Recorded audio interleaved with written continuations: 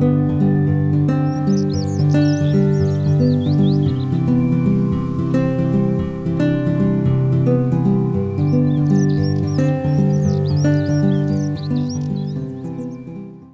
joie de l'Éternel est ma force.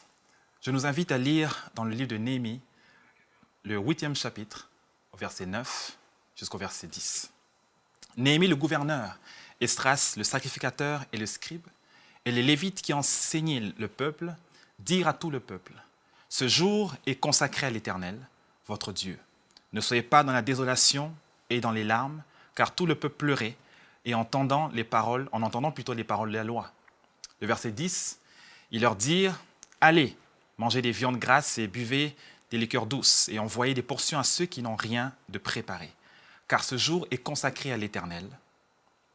Ne vous affligez pas, car la joie de l'Éternel sera votre force. » J'aimerais simplement nous encourager aujourd'hui et nous dire que la joie de l'Éternel est notre force. La Bible dit dans le livre des Proverbes qu'un cœur joyeux est un bon remède. Par contre, un esprit abattu dessèche les eaux. J'aime bien ce passage qui parle de la joie ou d'un cœur joyeux comme étant un bon remède. Le mot remède peut dire également médicament. Un bon remède pour nous, un bon remède pour notre santé. Mais ça va au-delà de la santé, parce que la joie de l'Éternel, la joie est une motivation, la joie est une force intérieure. La joie en paix amène une forme d'enthousiasme qui est en fait une énergie invisible, mais intérieure. La Bible va dire, au travers des épîtres de Paul, « Soyez toujours joyeux. » Et il va dire encore ailleurs, « Réjouissez-vous. » Je le répète, « Réjouissez-vous. » C'est la seule fois que l'apôtre Paul, qui a tellement d'écrits dans le Nouveau Testament, va répéter ce qu'il dit. « Réjouissez-vous dans le Seigneur. » Je le répète, « Réjouissez-vous. » S'il le répète, cela veut dire qu'il met l'accent sur ce point particulier.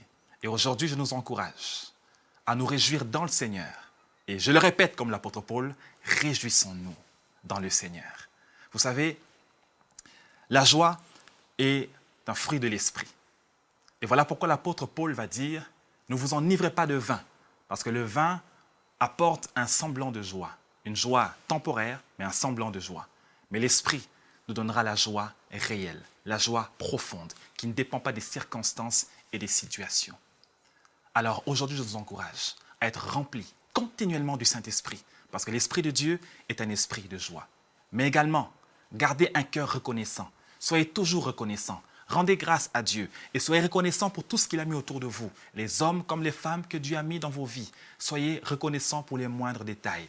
Lorsque vous serez reconnaissants, votre cœur sera disposé pour être joyeux constamment. Rendez grâce à Dieu. Le psalmiste David l'a compris et il va dire « Mon âme, bénis l'Éternel et n'oublie aucun de ses bienfaits. » Aujourd'hui, tourne-toi vers le Seigneur. Sois rempli continuellement du Saint-Esprit.